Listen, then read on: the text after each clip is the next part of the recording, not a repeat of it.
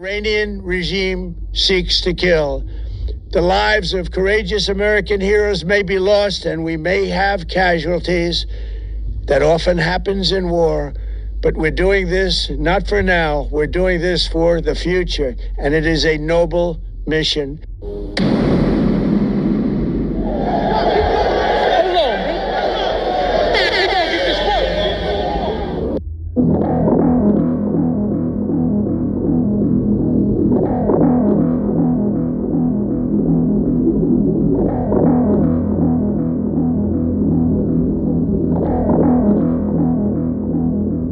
If you are 18 to 25, you are cooked. You go into World War III. If you are 26 to 39, you are still cooked. Because the age cap's at 39, you go into World War III. If you have ADHD, you are cooked. You are going to World War III. If you have diabetes, congratulations, you ain't going to World War III. If you've ever been put in a mental facility, congratulations, you are not going to World War III. If you are in college, I'm sorry, you are cooked. They actually want you more for the draft because they want to put you in a specialized position. You are going to World War III. If you have a master's degree, you are cooked. If you dropped out of high school, you are safe from World War III. They don't want you. If you are a felon, you are not going to World War III. Now is the best time to be a felon. If you are LGBTQ, I'm sorry, you are cooked. You are still going to World War III. Now, if you're transitioning, you are safe. You are not going to World War III. If you are your only mother's son, I am sorry, you are cooked. You are going to World War III. If you are a woman, you are only half cooked because men are required to go first, but at any time Congress can change legislation if they need more people. If you have kids, you are going to World War III. But if you're actively pregnant, you are not going to World War III. If you have major depressive disorder or severe anxiety, you got to be able to prove, you got to be documented, or you are cooked. If it's not documented, you going to World War III. Like and comment for part 2.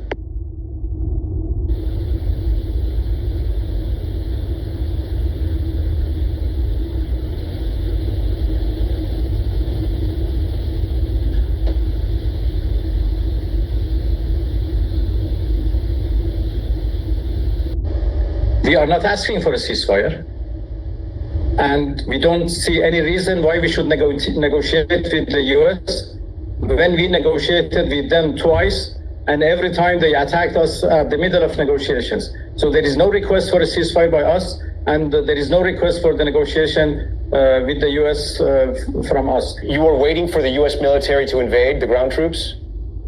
Yes, because we are confident that we can confront them, and that would be a big disaster for them. Iran has chosen to attack at least 10 other countries, many of them your Arab neighbors. None of them were involved in this war. Why are you attacking your Muslim neighbors during the holy month of Ramadan? Please don't mistake. We have not attacked our neighbors. We have not attacked Muslim countries. We have attacked Americans' targets and Americans' bases, Americans' installations, which are unfortunately located in the soils of our neighbors. So we have made it clear for them. I have been in touch with their foreign ministers, and I have explained that we are not targeting you. We have no problem with you. We are only targeting the American installations and American bases. And the reason is obvious. But Minister, Iran is hitting civilian targets, striking hotels, high-rise apartments, airports in many of these countries. Those are not military targets. Well, no, we have targeted very well. The Americans are. Maybe there have been some collateral damages, as it is in every war. Look, more than 70,000 people were killed in Gaza by Israelis, and Israeli army called all of them collateral damage. So yes, there is the possibility of collateral damages in this situation as well. This is what we have warned everybody in the region beforehand, that if the US attack us, we have no way but to attack their installations which are in your territories, and then everything may go out of hand. and the war would become a disaster for the whole region. This is what we have warned, and many others have warned, and many Americans have also warned the U.S. administration, do not repeat the same mistake. They have done it before in our region, and this is what they have done. This war is not our war. This is not our choice. This is a war of choice by the United States. I don't know why the U.S. administration insists to start a negotiation and then in the middle of negotiation attack the other party. Today happened exactly what last June happened. We were in the middle of negotiations, and and it was interesting that this time we made a big progress. Last 2 days ago, on Thursday, we had a very good meeting in Geneva, together with Steve Witkoff and Jared Kushner, and we were able to address serious questions related to Iran's nuclear program.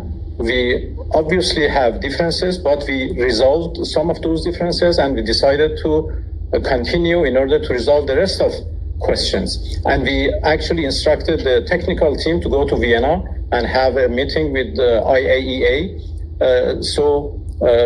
In order to find technical solution for the problems we are facing in the negotiation. And everybody was happy at the end of those negotiations. As you saw, His Excellency Badr al-Busaidi, the Foreign Minister of Oman, who is mediating between us, he concluded by posting a tweet saying that today we made significant progress. And before he posted his tweet, he consulted with both delegations and both were happy. So I don't know why, while we were progressing in our talks and we had made good, achievements and a deal was at our reach, why they decided to attack us. Perhaps, it was others who dragged the United States for their own benefits into this, conflict. It's really pity. It's very unfortunate.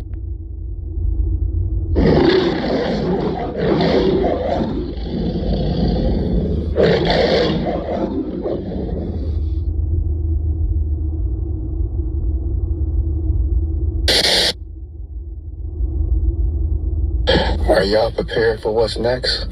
It's just a question because a lot of us don't think about what's coming next, especially here in America. In America here, man, we just so soft. We've never seen, we've seen something like 9/11, but we've never seen some of the things that some of these other countries have experienced. And I'm telling you, man, a lot of us do not realize that one day this country, the way that we think this country gonna stay and we think it's gonna always be this way, this country is going to go down. It's a lot of countries that hate America. And if you think about the war that we're in right now with Iran, you have Iran, then you have China, then you have Russia backing Iran. We don't know where this thing is gonna go. And this is not a time to be afraid, but it's a time to be wise and stuff.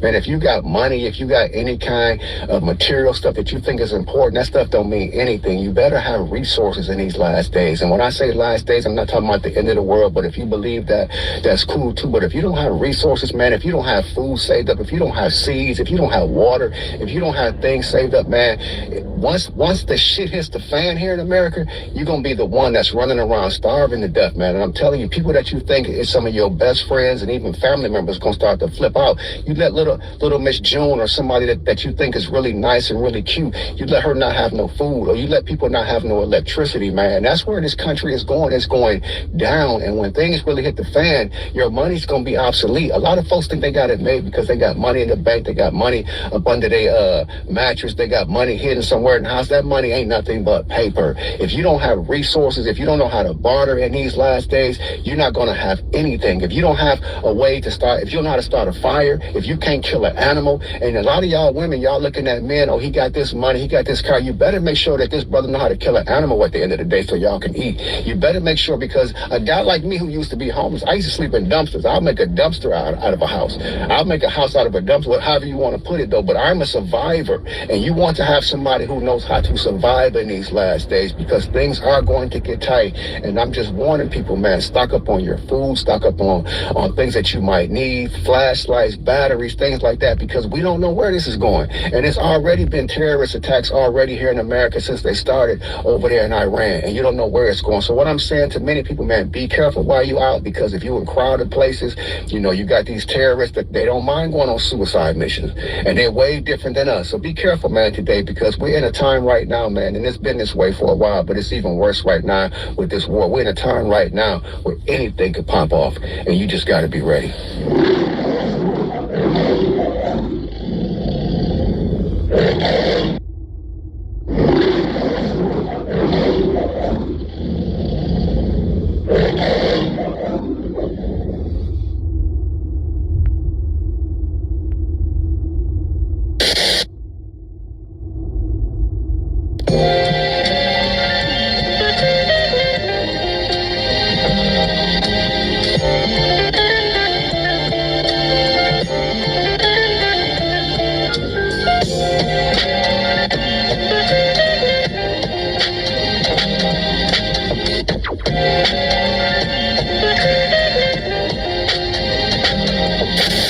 How has 2026 been? Let me see. January, Epstein's house. February, the cartel is fucking up half of Mexico. March, we're in another war with a whole other fucking country. I don't want to see what April gonna bring. I'm scared to see what April gonna do, man. Coming from a damn April Fool's Day, man. We the motherfucking fools.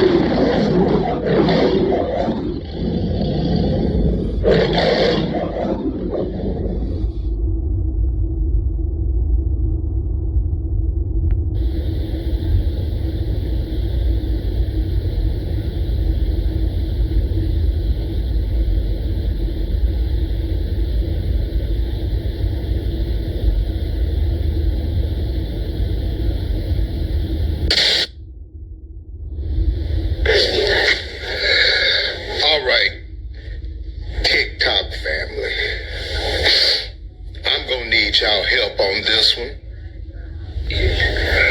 cause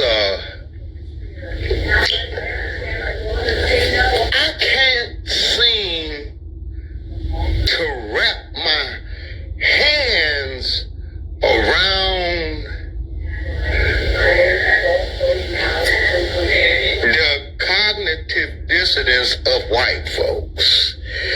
And I've tried.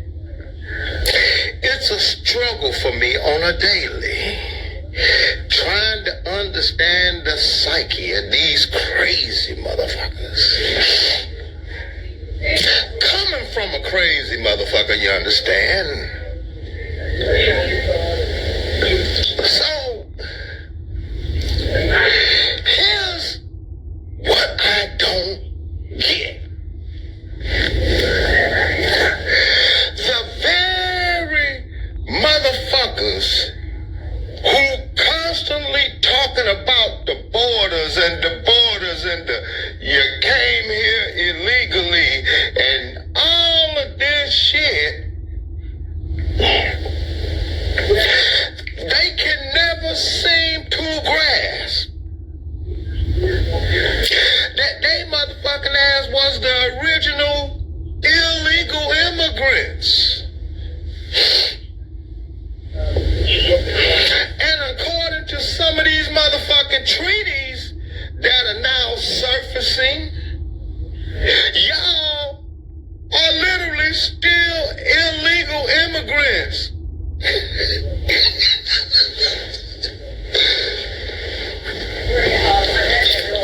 And then you come over here as illegal immigrants and steal the land, pillage, rape, murder, all of these fucked up things you did as an original illegal immigrant on these lands. And yet you motherfuckers have the caucasity to point the finger at other people.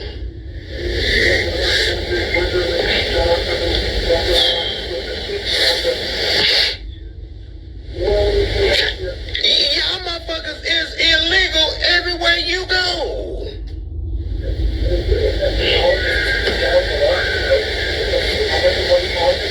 I mean, and y'all the very motherfuckers that's worried about the borders when y'all cross the goddamn border and then y'all say, because see, we know what it was. You stole the land.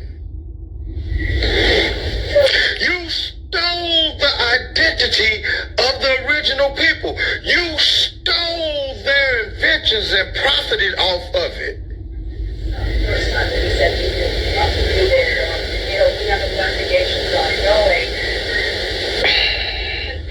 So I'm trying to wrap my hands around how the fuck do you get to talk about somebody being illegal when you were the first illegal motherfucker over here? And not only did you come over here and do some fucked up illegal shit, them vast, beautiful fucking cities and shit, y'all tore them motherfuckers all to pieces and covered many of them up with dirt or new cities.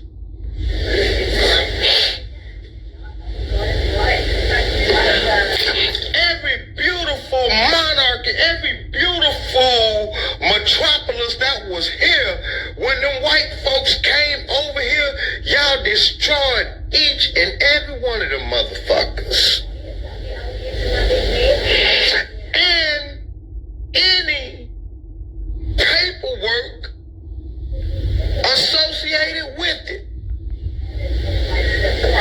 So you can rewrite somebody else's history and make yourself look like the hero, and you always and always will be a zero on all levels of life.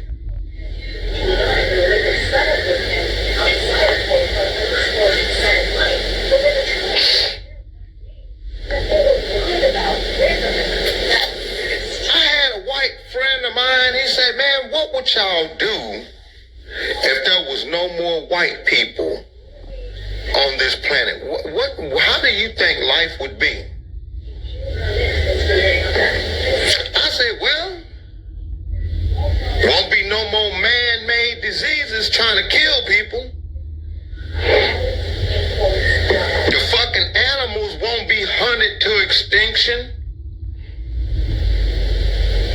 We don't have to worry about waking up in that type of brutal type of environment on a daily basis no more. There'll be an abundance of good, healthy food to be eaten. The deserts will probably go back to start having vegetation and everything again because the damn planet won't be being poisoned with all kinds of fucked up chemicals. I say, should I go on? We could do this all goddamn night about how the planet would be if white folks won't own this motherfucker. Oh, I was in his ass. About 20 minutes of list of shit, how much more wonderful the world would be without white folks in it. I'm talking about it was a long motherfucking list. In about 15 minutes, I hit his ass with about 200 things. He said, you know what, maybe I shouldn't have asked you. I was like, yeah, you don't want to ask me questions like that because all I'm going to do is give you the truth. He's like, man, you are fucking crazy. I was like, no, I'm just realistic.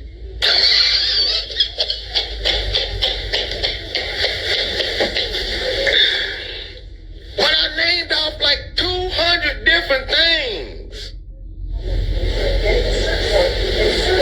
And finally he said, okay, I get it. We can go on now, you know, shit. We can go on.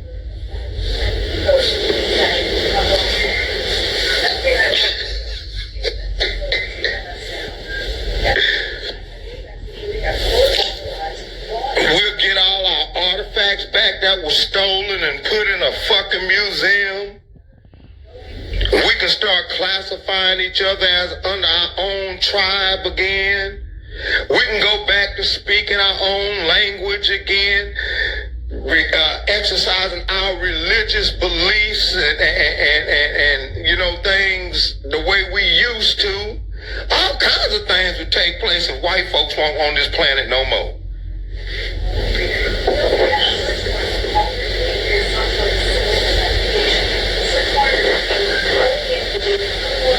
Trust me, without white folks on this planet would thrive like you wouldn't even believe.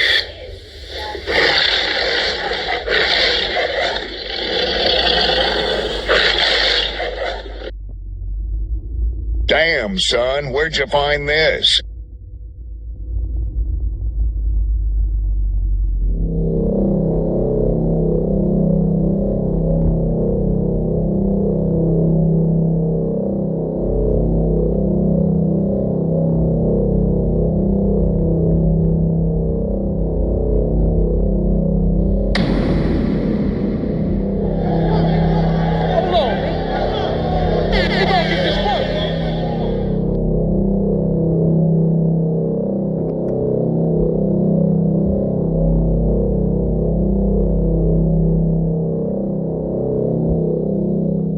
Journalist Jonathan Larson reports that U.S. troops were being told that the U.S.-Israeli attack on Iran was in preparation for Armageddon and also the return of Jesus. Cenk, is this comforting information for you?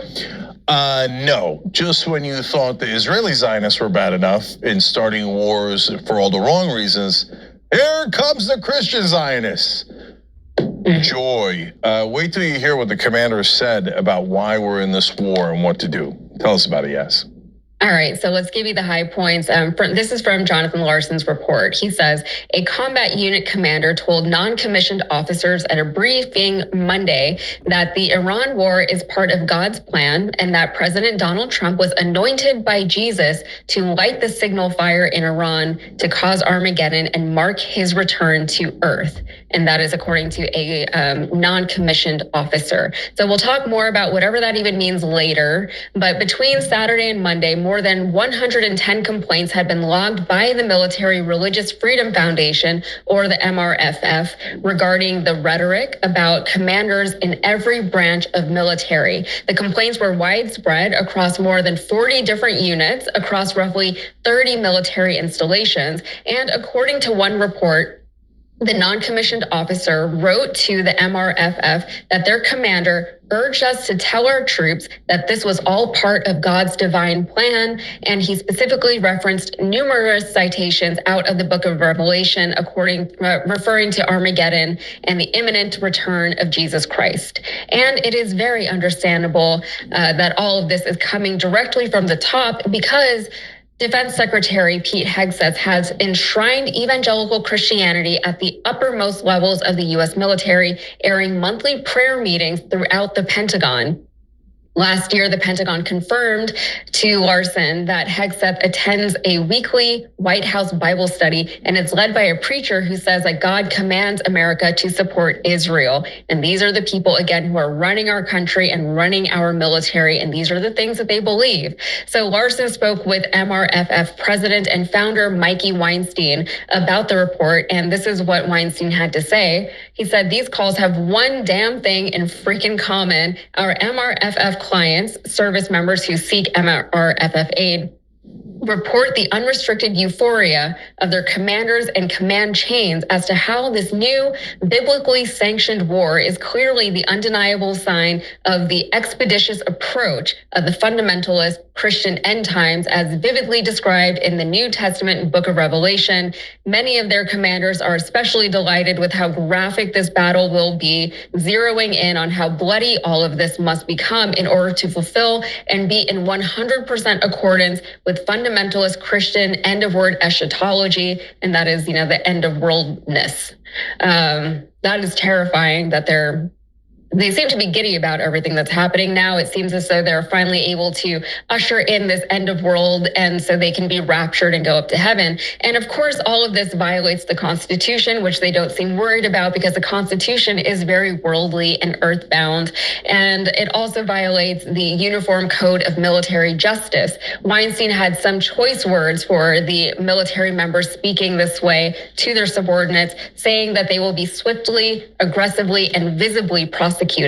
However, this is not the first time that talk like this was within our military in some capacity. Next issue is an issue that I call, hey, boss, don't microchip me. So there have been proposals that employers, this starts in other states, are asking, it always starts out voluntary, for employees to have a microchip under their skin, like in their hand, let's say, so that you just wave it in front of a reader and it's used for security or getting into a building or accessing certain areas. It's supposed to be really convenient. But of course, this idea horrifies a lot of people. So a bill has been introduced by Representative Breanne Thomas she represents Seattle and Vashon. She's a Democrat. Her bill is HB 2303, and it would, very simple, prohibit any employer from requesting, requiring, or coercing employees to have a microchip implanted under their skin. This is an obvious idea, if you ask me. The problem with these proposals, and again, this has started in some other states, is it starts out voluntary, and then before you know it, the boss is saying, no, it's mandatory. The other part of coercion is they'll say something, the company, let's say, sometimes the government does this. Hey, we're not forcing you to do anything. We're just going to make your life really, really difficult until you comply. So these mandates, whether it's in the private sector or the public sector, are always suspicious when they start out supposedly voluntary. Usually there's some kind of suggested coercion behind it. So Representative Thomas is getting ahead of this problem. We commend her for it. And this should be a very popular bipartisan idea. It is certainly something that Washington Policy Center would support. And we'll see how that bill does. It also brings up this apocalyptic future of science fiction that you hear about, where people are being turned into robots or, advance and be mechanized. The more digital technology we have, the better. It's the first step to a brave new world. I know that this all sounds kind of over the top, but we have seen that ideas start out small and then they tend to grow. It reminded me, from a policy point of view, of the original thinking of the Social Security number that was enacted first in the 1930s. It only applied to people who were in the workforce, number one. And number two, the government only assigned you a Social Security number when you got your first job. So when you entered the workforce, you got a number. Well, here we are today in the modern world, and Social Security numbers are now issued mandatorily to every baby that's born in the United States. So it went from being a number for workers and for a social insurance program like Social Security, to now it's our national identification number that applies to everybody. So I'm just explaining that that's the way these things grow, and we need to watch out. I'm not necessarily saying that Social Security numbers are bad. It's just that they start out small and then gradually expand, and by the way, become a mandate for everyone. So it's something to watch out for. By the way, they have a thing over there a lot of you guys don't know about called the Samson option. You know what that is? You know what it is, right? If Israel's ever threatened to the point of not existing anymore, they have enough nuclear weapons to destroy the earth, and that's actually their policy. So if you're dealing with someone like that, whose back is against the wall, you're going to have to operate behind the scenes. It's very simple, okay? For you guys that keep saying, fucking Zion died. Yes, it could be. Who knows? It could be. But it could also be this. It could also be Trump understands what the Samson option is that Israel has. And so if the U.S., if the Epstein files come public, and the whole entire world flips on Israel, and the U.S. drops support of Israel, and then Israel gets attacked by the 3 billion Muslims that hate them, that they do the Samson option and nuke the world, okay? Like, that is one option of many. That is not even, that's like one of like 7 different options. And everybody's like, oh, you're protecting it. Dude, maybe you're going to die. Maybe they're trying to make sure that you don't get fucking nuked. Exactly. Okay? So there's all kinds of things to consider. But I will say this. If that's the case, then they should be preemptively dealt with. What is the Samson option? It's one of the most extreme military strategies ever conceived, and it belongs to Israel. The idea is simple. If Israel were ever on the brink of being overtaken, say, from a massive military invasion, it would launch its full nuclear arsenal at its enemies, even if it meant absolute destruction of the region and millions of deaths. Named after the biblical figure Samson, who brought down a temple on himself and his enemies, the strategy sends one message. If we go down, we take everyone with us. Israel has never officially confirmed it has nuclear weapons, but experts estimate they possess around 80 to 100 warheads, enough to flatten entire nations. The missiles could reach targets across the Middle East and possibly Europe. The Samson option is not a strategy for victory. It's a last resort threat of total retaliation, and while it's never been used, just knowing it exists is enough to make any enemy think twice. You ever wonder why no nation dares to completely turn on Israel? Even when the global opinion shifts. You might want to watch this video twice, then look it up yourself, because this is exactly why. It's called the Samson option. It's not just a policy, it's a nuclear ultimatum. If Israel faces total destruction, it's widely believed they'll launch a full-scale nuclear retaliation against their enemies and maybe even beyond. So what does that mean? It means if Israel goes down, they're at the very least taking their enemies with them. This is why the West treads lightly, why even Israel's fiercest critics are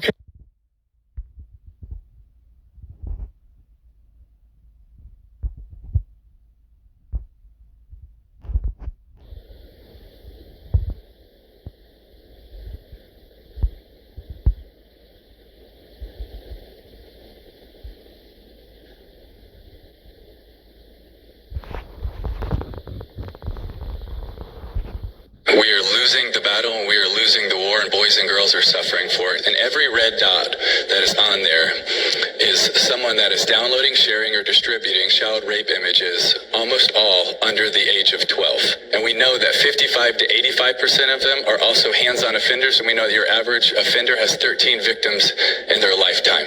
The scale of harm right here in America is, to a certain extent, hard to comprehend. But that's why we're here.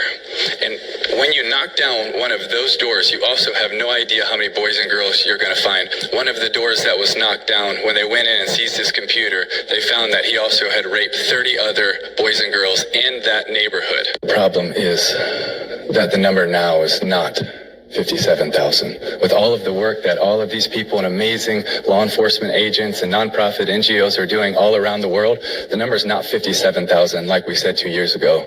It's over 89,000. We are losing the battle and we are losing the war, and boys and girls are suffering for it. And to give you an idea of the scope of what's happening in America, there's a red dot map right over there over my right shoulder, and that's just a 6-month screenshot of the U.S. And every red dot that is on there is someone that is downloading, sharing, or distributing child rape images, almost all under the age of 12.